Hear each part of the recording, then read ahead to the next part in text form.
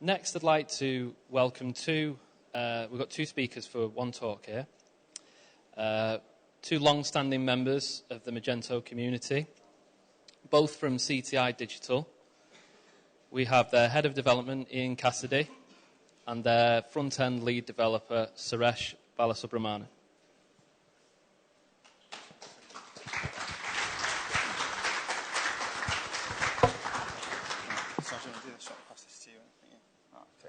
Hello, thanks for having us. We're more than excited to be here, and we're thoroughly enjoying the event so far. Events like this show just how strong the Magento community is, and we hope to see you all back for the full Mage Titans in November. Oh, right, okay. Right, clicker. Right, okay, cool. Two speakers, speaker notes, and a slide deck. Doesn't work well. Okay, so next slide. Okay, so my name is Ian Cassidy. I'm head of Magento at CTI Digital. I've also got with us Suresh, who's one of our lead front-end developers. Next slide. Okay. So we're here today to talk about a couple of things. So the first one is looking back at Magento 1 development. Obviously, Magento 1's been around for 8 years. We're going to look at how our approach to building Magento 1 stores has changed over the years. Then we're going to talk a little bit around Magento 2 front-end development. So we'll talk through a bit of the process around building a theme and how theme inheritance works. Finally, we'll go on to talk about how we're refining our approach for Magento 2 based on the lessons that we've learned from Magento 1 development. And finally, we'll finish up with some good learning resources. Okay. So, Magento 1. So, Magento 1 has been around now for just over 8 years. And when you think about that, that's a fantastic amount of time to be around when you look at how technology has changed over 8 years. Obviously, e-commerce has come on an awful long way in the past 8 years. And during our time building Magento 1 stores, we've obviously adapted our approach numerous times. So we're going to talk about a couple of the key concepts from Magento 1 development, starting with theme layers and abstraction. So as an agency in CTI Digital, we work with multiple platforms, languages, and technologies. So we wanted some kind of consistent approach in terms of developing front-end components. This consistent approach led us to develop a standard shared library, which we can use across multiple projects. Mainly we got Drupal and Magento team in CTI. Both of us, we were using the same kind of components. So we need some kind of abstraction in order to maintain code reusability and keep it dry. So we're going to look at 3 different layers that we got in our component model. So the first layer is a core layer. The core layer is a basic reusable components that we share across the whole agency. So this could be used for both of our Drupal, Magento, and any bespoke or even email templates as well. These components are developed in a way that we've documented well, so any developers jumping onto the project would be able to pick it straight away and then start using it as a front-end component. So this is a core SAS library that we got, which is basically just a collection of mixins and functions that we use across both Magento, Drupal, and other bespoke projects. This has been hosted on its own GitHub. And this got its own project, and we handle it in a different pull request and manner across the whole agency. So if anyone needs like a mixin or something they're going to use in the project, they feel necessary that has to be in core, they create a pull request and we add it in. So this is we are using SASDoc to document the core. This makes it really easy to document all our libraries. Also, we can see an example of like how we can use it or delve into the SAS, actual SAS function and see how it works, and also search our library for a specific mixin they want to use. So the next layer we got is the base layer. This base layer is shared between our Magento team. So our front-end Magento team have their own base. This has Magento-specific components inside it. It can have like a component for like a column layouts, or it can have a component for grid or list views, maybe like a cart, mini cart, and checkout, and so on. Drupal and other teams have their own kind of base layer, which can sit on top of our core. This base is built on top of a core, so it uses a core mixins to build the base. So the next layer we got is a theme layer. The theme layer is all our design and styles go into.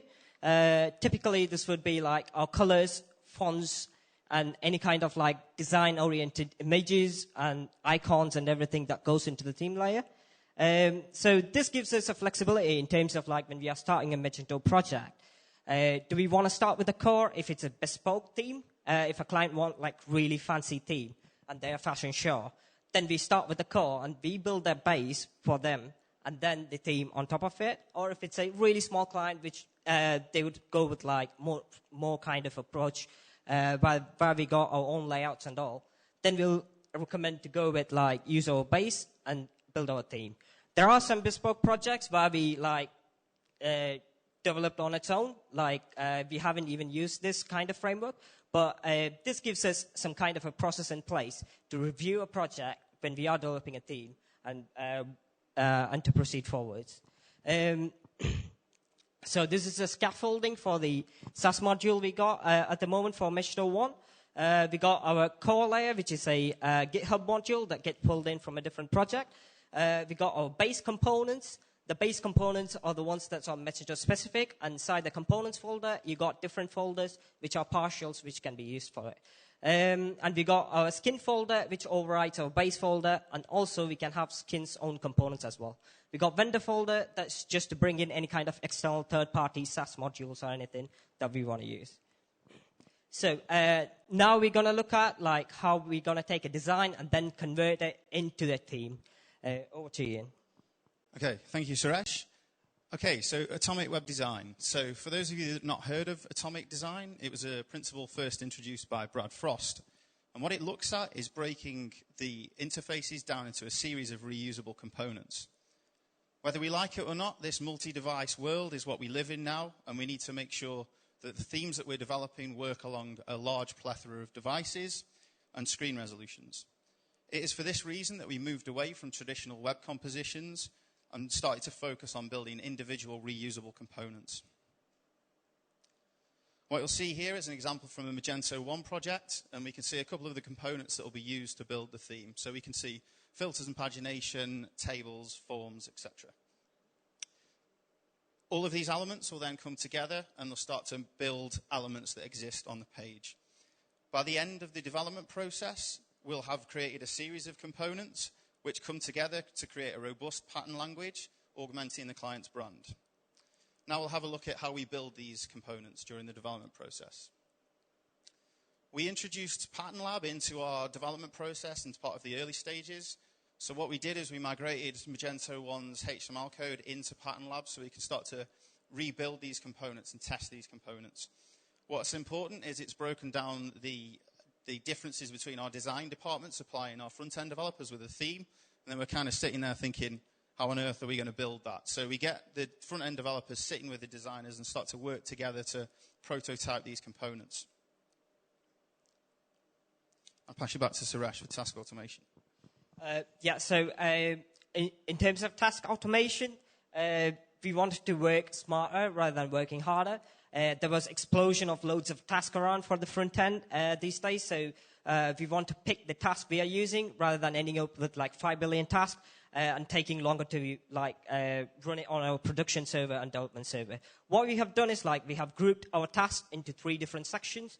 We got our production group, development group, and the task runs on production and development and the same pattern. We also have some tasks which can run with flag, like a production flag and a development flag. So we have grouped them together in that way. We got minifying CSS, and we got some post CSS happening, and we got some reports happening on the production ends. And also we have created some Magento specific tasks, which is basically we create one logo.svg inside our theme. And that is responsible for creating all the email logos, print logos, and everything is created by our task.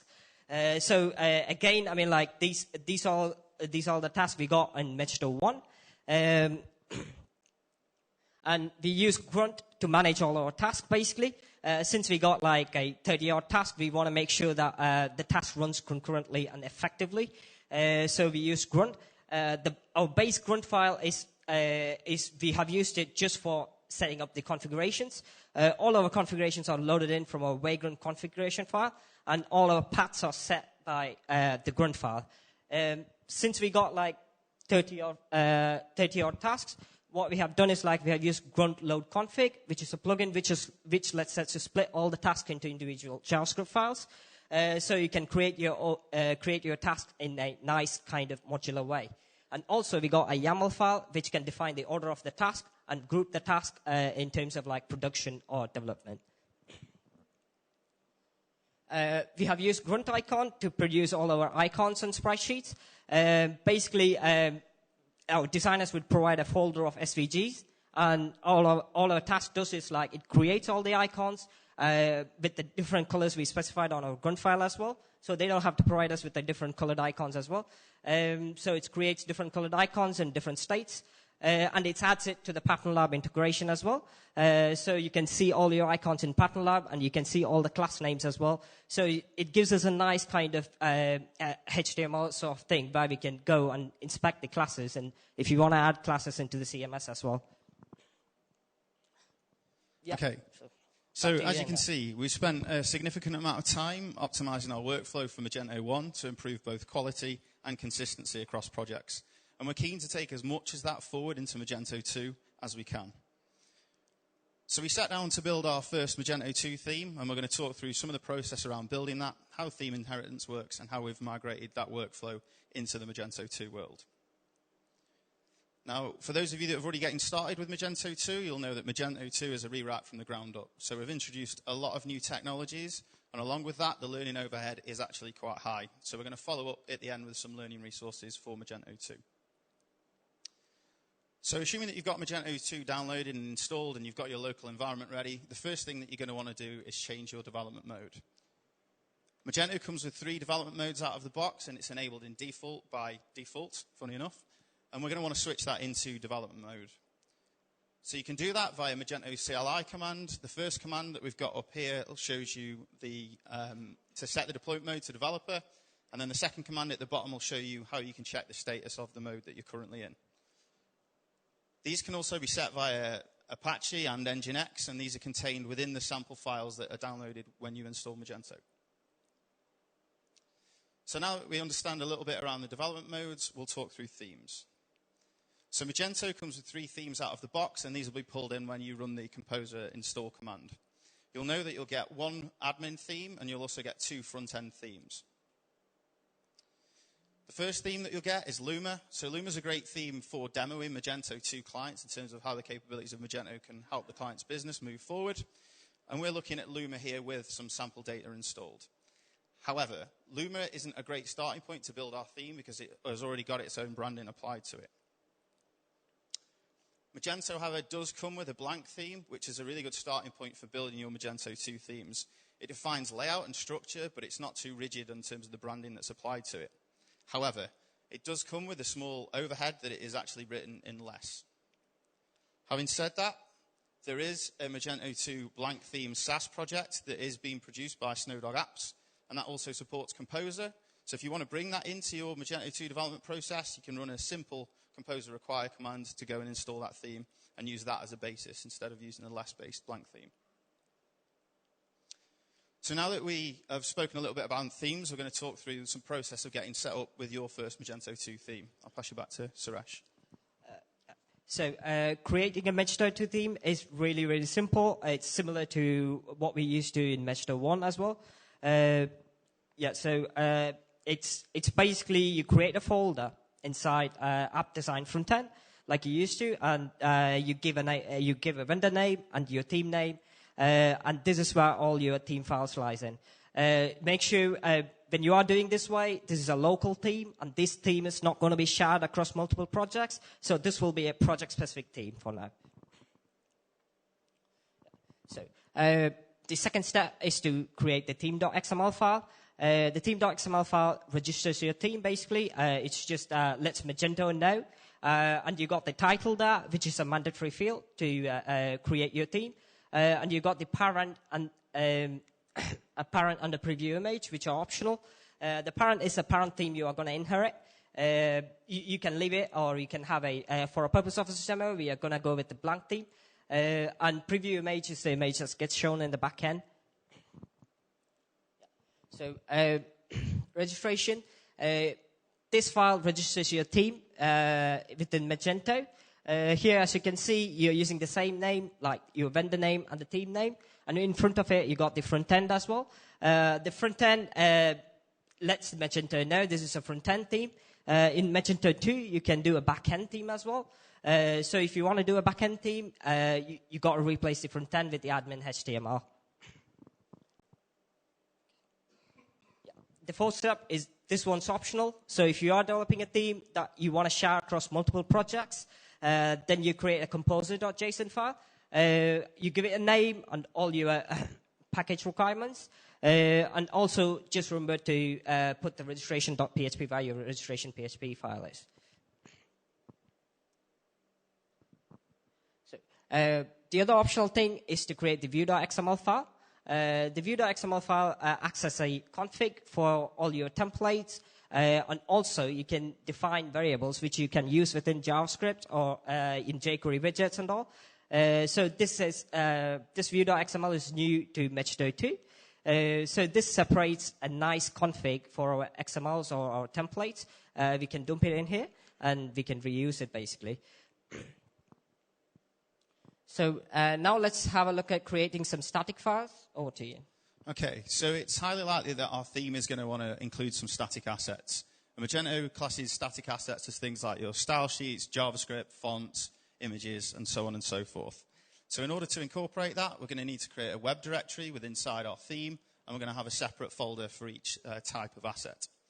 Now, what's also highly likely is that we're going to want to customize some existing Magento modules. So if we want to do that, we need to copy over the module to our theme, following the package name and module name. Because in Magento 2, each module can come with its own static assets. And when we walk through some applied examples, you'll see some examples of those. Next thing, we'll create a locale file, just so if we're using text within our templates, we can translate it easily. And then finally, we'll come around to enabling our theme. Now, unfortunately, you can't enable a Magento theme at the moment through the CLI, so you'll need to go into the admin, under Stores, Design, and set your theme. Once you've set your theme, you'll need to clear your cache. You can either do that through the admin, or again, you can use Magento's cache flush command. Okay, so we're also going to install some sample data. Thankfully, installing sample data for Magento 2 is really easy. You can do that through Magento's CLI command again. So first of all, you'll run the sample data deploy, and then after that, you'll run the upgrade to bring the sample data into your new store. So in review, we've created our first Magento theme. We're extending Magento's blank theme, and we've installed some sample data. Now from here, we're going to look at theme inheritance and then walk through some applied examples.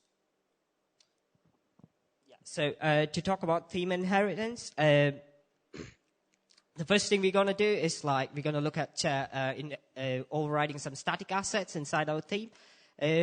For example, we are now running a blank theme here. This blank theme is our parent theme for the theme we defined in the previous step. So what we're going to look at is changing the Magento logo using our theme. This is a static asset that sits within the blank theme. Yeah. So if you look at the folder structures here, we got our CTI Maglev theme. That got our static asset there. And we got our parent theme, which is theme blank, which sits inside the vendor Magento theme front-end blank. And we got another folder, libweb. So what happens here is Magento going to look for this static file when it's requested. All the static files sits within the web folder. Any files that sits within here are the static assets that can be overridden. So it's going to look at the same web folder in that, in our parent theme. And if that file is found, and if the file's not here, it's going to bring that in. So if it's not found there, it's going to go further level back into the libweb folder. And then it's going to bring that logo.svg and show it there. Since we got our logo.svg in here, so it's going to display that logo in the front end. So in terms of overriding the static assets within the module, it is a little bit different because in Magento 2 we got module which got its own kind of static assets, JavaScript, and it's got its own images and all. So that means we need to override it in a little bit of a different way. So here we are trying to override the Magento's default placeholder image. Yeah, so here we go. We got our theme maglev, and we got our Magento catalog module. And inside the catalog module, we got the same static assets folder, the web folder. And we are going to use, and it's going to jump back to the theme blank, which is our parent theme. And that got Magento catalog, but unfortunately, it doesn't have any kind of images products in there. So it's going to fall back again one level into module view front end.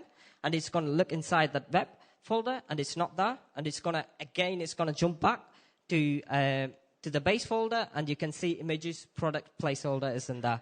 So what happens here is like the module's being followed in from this arrow, as you can see.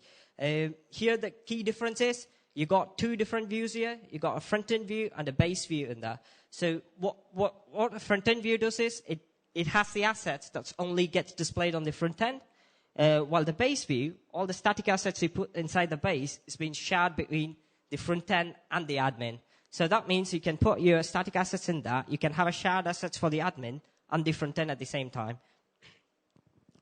So as I have put the images in the right folder, and it has changed the placeholder image. So next, Ian's going to speak about how to override the XML and the templates. Okay, so in this example, we're going to look at overriding one of Magento's PHTML files. So we're going to effectively remove this messaging from the bottom of the blank theme. So in order to do that, if you look through the Magento code, we can see that that file that is outputting that content is defined here within the footer, and that's part of the Magento theme module. So what we're going to do is we're going to copy this into our maglev theme, following the same package and module name. So we're bringing in Magento theme, and we're specifying our footer.phTML within our theme. Again, when Magento requests this file, it'll first look in our active theme, which is CTI maglev. Because we've got a parent theme associated, if it can't find it here, it's going to look in our parent theme.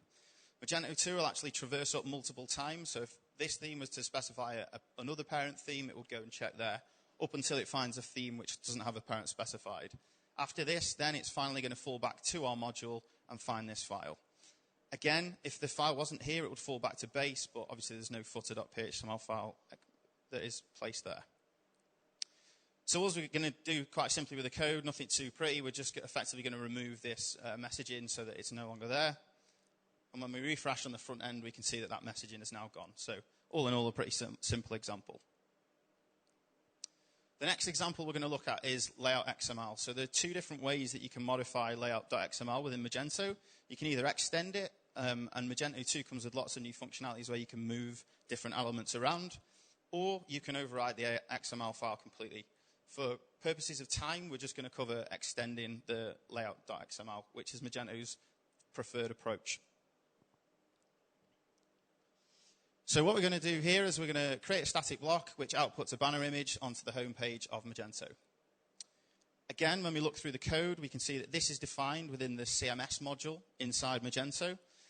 And because we're actually extending this XML file, we're not going to copy the file into our Magento theme. However, we are going to create the module, and we're going to create the CMS index.xml file. Again, it follows a very similar fallback process. So if it couldn't find the file here, it will check our theme. If our theme had a parent, it would then go and traverse through in the same manner as we've previously discussed. Now, when it comes to the code, obviously we're extending this XML file. We're not overriding the XML file completely. So what we're going to do is we're going to use a reference container, which is a new concept for Magento 2.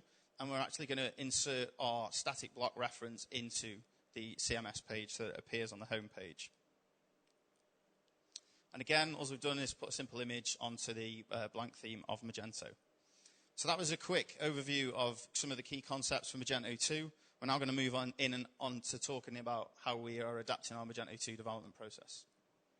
Yeah, so coming back to the theme layers abstractions, we got all the layers and abstraction that we did for Magento 1. That front-end workflow process worked quite well for us. So we want to keep that same kind of workflow for Magento 2. So if you can remember, we got our core, base, and a theme layer in Magento 1. In Magento 2, we decided to go with a blank theme instead of base.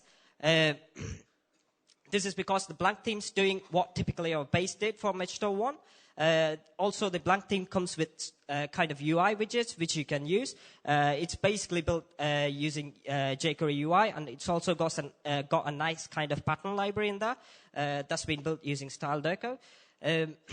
Now our folder structure changed a little bit for our Magento 2 themes. We still got our core. We are still inheriting the core mixins and everything we are using. And we got all our theme files that's been split across different folders in there. And we got our UI components for the base theme overridden inside the components. We got a UI folder, which overrides the UI components, as you can see. So this is how we deal with the layered approach inside Magento 2. Now over to Ian for the atomic design on Magento 2. Okay, so for building out our demo theme, we also, again, follow the atomic design approach. So what we'll see here is some of the designs that were produced during the design phase. So again, we're looking at simple components that are going to make up our theme. And again, we see here an example of navigation. Magento also comes with a UI library that's actually built into Magento, which effectively is a flexible, less-based front-end library. You can find that under libweb.css. Again, unfortunately, this is written in less at the moment, but we hope to see a SAS port either from the community or Magento within the next couple of quarters. And finally, we'll talk about task automation. Yeah. So for the task automation, we sat down and we agreed upon a few tasks we're going to bring up from Magento 1 to Magento 2. The tasks like minifying images and tasks like minifying CSS and SAS compilation and all. The one thing to note in Magento 2 is it comes with grunt out of the box. So you got a few different tasks you can run with grunt out of the box. And if you are a Gulp user, there is a Gulp port available, which is basically from Snowdog, and it's available on the Composer as well. So you can require the Composer repository and get the Gulp task running as well. This basically what we have done is for our Magento 2 theme, we try to measure the speed of the grunt Gulp, and also we wanted to try the npm script as well, just to see how well it performs in terms of the speed of the compilation and everything. We were using SAS and libsas to compile our SAS files. So grunt was a bit slower so on our production server as well, it was running a bit slower. Gulp's a lot quicker, and npm script is quicker as well as Gulp. And if you don't know, npm script is just like running a CLI commands within the npm itself. It's not going to require any task managers. So basically what we thought is when we did Magento 1, when we did all the tasks and everything, once we've done the task, we never gone back to edit the tasks and add more tasks and stuff. So it's very rarely we did that. So we thought we'll go with npm script and use the power of the CLI so we can run the exact commands rather than running task managers to do all our commands and everything. Also with npm script, we got a nice kind of interface. So whether you're a grunt user, Gulp user, or anyone, we try to pipe it in to have a single interface. So that means you can run npm run compile. That would come up with a nice little interface of what you want to compile. Whether you want to compile a SAS or whether you want to compile the images, or if you want to compile JavaScript and stuff. It is pretty slow though. Well.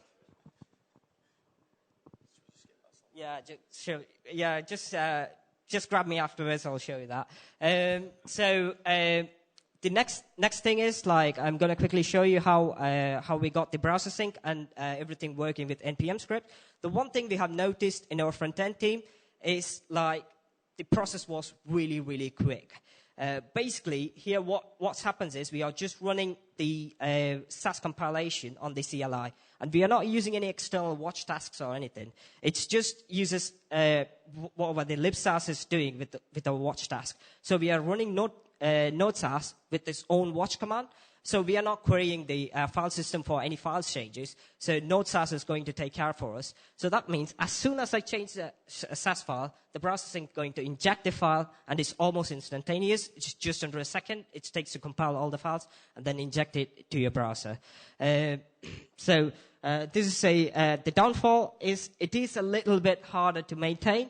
Because as you can see, it's a little bit like very code heavy in terms of you don't have like split up grunt files or gulp files. You got all your scripts inside package.json, and you have to you have to know what you're doing when you're editing this file. So we got a documentation for that as well. But as I said, we hardly ever touch this file, hardly ever change the task when we come to that. So now back to Ian. Okay, so in terms of the final theme, it's pretty much there now. We're going to be making this publicly available as well as the source code. So if you want to have a look at any of the NPM scripts or the core or the way that we've approached this Magento 2 theme, you're more than welcome to. And there's just a couple of GIFs, if these GIFs are working, showing how the design responds and adapts. So finally, some places to go in terms of learning about Magento 2. So Magento University, we've got some really good courses online now for Magento 2. Unfortunately, they're all paid, apart from this one, which is a quick sample course. Developer Docs, also another really good place. And Joshua Warren has compiled a quite comprehensive list of places that you can go to learn about Magento 2. Also, Vinay has got a really good series on YouTube about Magento 2 katas, which you can also find on here, which is well worth checking out. Thank you for your time. And yeah, if you've got any questions, please come and speak to us. Thank you.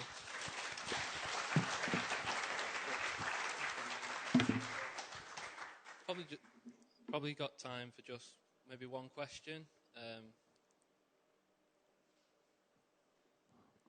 Hi, thank you. I'm just wondering, have you ever thought of creating basically your own blank theme?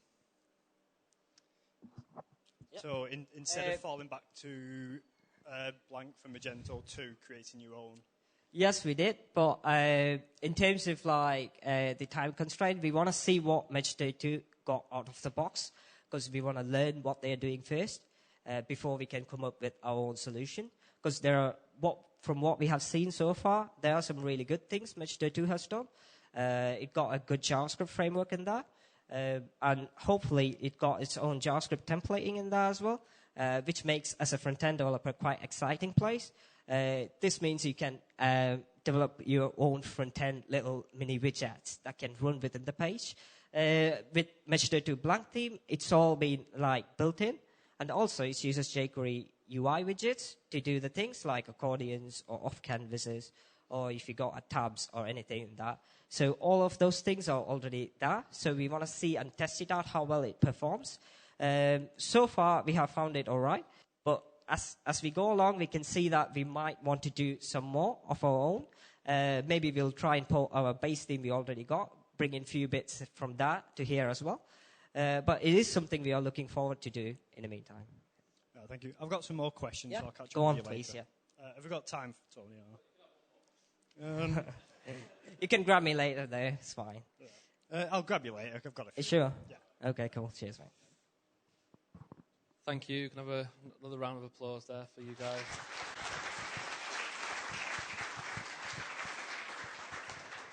Some really interesting insights into your workflow there regarding front end. Really good.